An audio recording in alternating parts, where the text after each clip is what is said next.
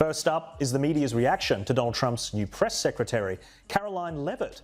The left pretends to be a champion of women until they find one who is a conservative. Once that happens, they love nothing more than tearing down women with the most petty and vacuous of insults. And you would think, ABC, having just paid $15 million for a defamation lawsuit, would think not to engage in conspiracy theories about assassination attempts, but I guess that's too much to ask from The View. I mean, I got to ask you, because they said it, are you aware of any plots from Elon Musk to push President Trump down the stairs? Absolutely not. Let me be unequivocally clear about that. What happens when Karoline Leavitt comes back swinging with another legal attack on The View? Absolute chaos and potentially a massive financial headache for daytime TV's most outspoken panel. This time, the lawsuit is so huge it feels like it needs its own zip code. And now the big question is whether this could be the hit that finally cracks the show's already shaky foundation. Could Joy Behar end up needing a side hustle just to help cover the legal bills? Okay, maybe that's a stretch, but with this much drama, anything feels possible. So buckle up, because this story has more twists than a reality TV reunion gone completely off the rails. Leavitt appears to be a fierce operator, but she's also 27 and arguably quite glamorous. So of course, the kind and progressive voices at The View reacted to her appointment like this. I think she's probably been put in there because, according to Donald Trump, she's a 10. You know that's what it is. I want to be clear, though. Karoline just did what most people would never dare to do. She walked straight into the chaos of daytime TV, picked the loudest table in the room, and came back with another lawsuit. Yep, she's taking legal action against The View once again. Apparently, one courtroom battle wasn't enough to make the producers reconsider their drama-heavy formula. Now the show has another legal fight on its hands, and this one could bring even more attention to the ongoing controversy. And watching this clip, I couldn't help but think how ironic that Whoopi Goldberg and Joy Behar and the rest of the ladies on The View spend their time calling Republicans the conspiracy theorists. But they have been wrong about everything they have said over the last couple of years. They likened President Trump to Hitler. They have mocked him. They have shamed him. They have lied about him consistently on their show. And it was a joy to watch them on November the 6th when they realized that tens of millions of Americans do not listen to the lies that they have spewed. These women are completely out of touch with reality. And you're right, ABC should wake up. They just paid $15 million to President Trump's future library. That's a great thing for the American people. Karoline doesn't seem interested in simply criticizing the liberal media from the sidelines. She's taking the fight straight to the courtroom, bringing the kind of energy most people save for dragging a muddy dog out of the house.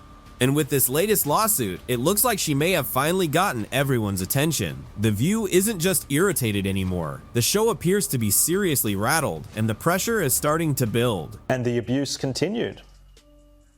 I would like this young lady this is her first job, I would like her to do a little homework. Because she said something yesterday that really pissed me off.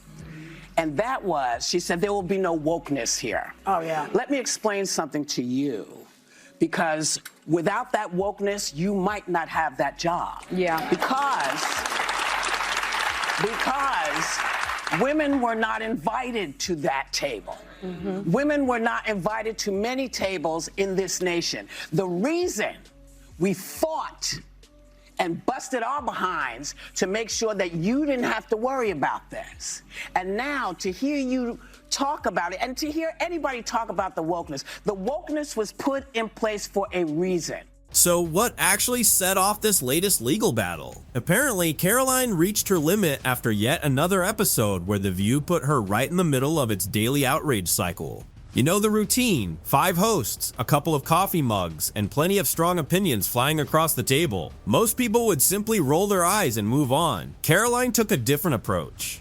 Instead of scrolling past it, she answered with legal paperwork. And this time, it's not a small warning shot. It's a lawsuit big enough to put the entire situation under a serious spotlight. You'll deal with these kind of crazy questions from the White House podium. How do you plan to deal with it?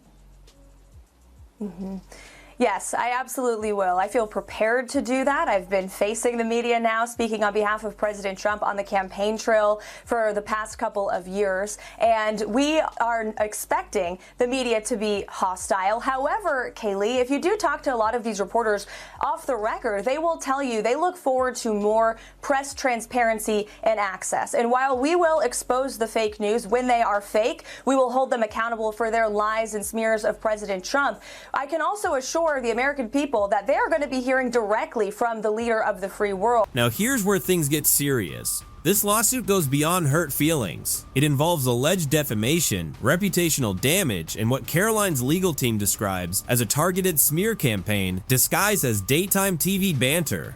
Karoline isn't firing back on social media. She's taken the fight straight to court. And if the claims gain traction, ABC could be facing major legal costs, rising pressure, and growing talk of a possible settlement. Many of you in the media clearly missed the art of the deal. You clearly failed to see what President Trump is doing here. You tried to say that the rest of the world would be moved closer to China when in fact we've seen the opposite effect. The entire world is calling the United States of America, not China, because they need our markets, they need our consumers, and they need this president in the Oval Office to talk to them. And that's exactly why more than 75 countries have called, because the United States of America is the best place in the world to do business. And as the president has shown great courage, as the secretary has said, in choosing to retaliate against China even higher. Behind the cameras, things are reportedly getting tense. Staff morale is shaky, projects are disappearing, and even the usual energy around the set seems to be fading. Meanwhile, Karoline is turning the legal fight into a much bigger battle.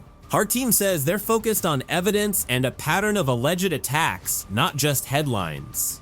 If the case moves forward, ABC could face rising legal costs, pressure from insurers, and advertisers taking a closer look. The smiles may still be on camera, but behind the scenes, the mood could be very different. First of all, the Democrat Party has gone woke and now they have gone broke. They have their lowest approval ratings ever, and they are rallying around two of the most far left leaders in their party, AOC and Jasmine Crockett. So that tells you the current state of the Democrat Party. Some brands are reportedly getting nervous about seeing their logos connected to a headline-making courtroom battle. And while The View works on damage control, Karoline Leavitt's online presence is getting louder by the day.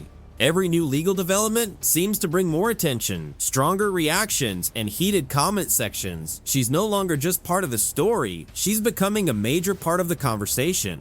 Meanwhile, advertisers are reportedly taking a closer look as ratings and public pressure become concerns. The show that once felt like a daytime TV staple is now facing questions about its image and future. And Karoline doesn't appear to be slowing down. Her legal team is reportedly reviewing past footage and statements, suggesting this fight could have plenty more chapters ahead. Oh, that you're walking into hostile territory, right?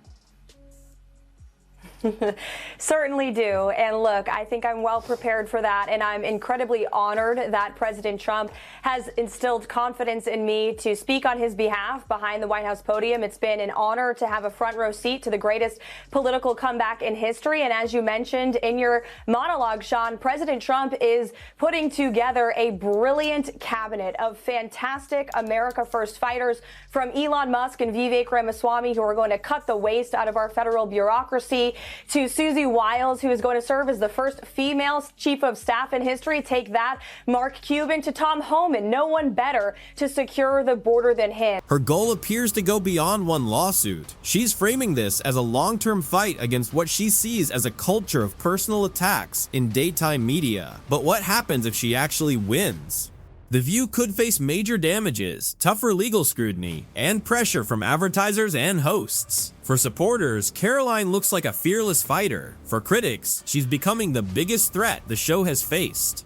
Either way, this doesn't look like a one-time clash. Karoline is playing the long game, and she appears ready for another round. I think it's insulting that you are trying to test my knowledge of economics and the decisions that this president has made. I'm now regret giving a question to the Associated Press. You're asking me for what the president's justification is for these tariffs. It's not up to you. You're not the president, Gabe.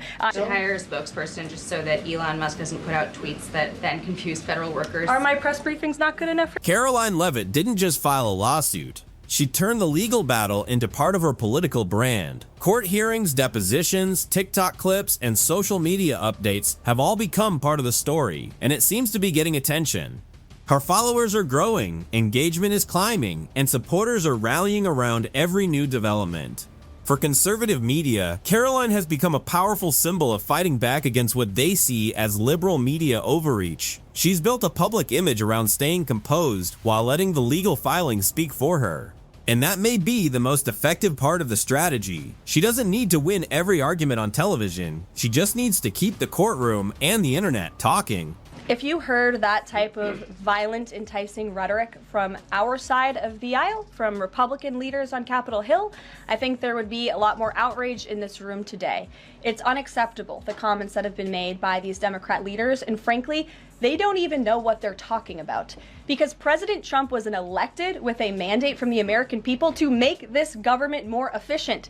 He campaigned across this country with Elon Musk, vowing that Elon was going to head up the Department of Government Efficiency, and the two of them, with a great team around them, were going to look at the receipts. Here's where the tables really turn. The View is used to make other people the headline. Now they're the ones dealing with the spotlight and the legal pressure. Behind the scenes, the mood appears far less glamorous.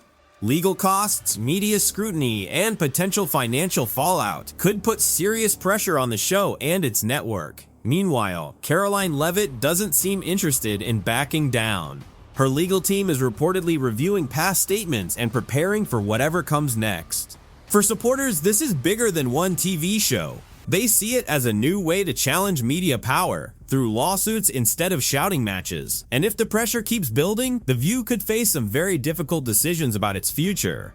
Whatever happens next, one thing is clear: this fight doesn't look finished yet.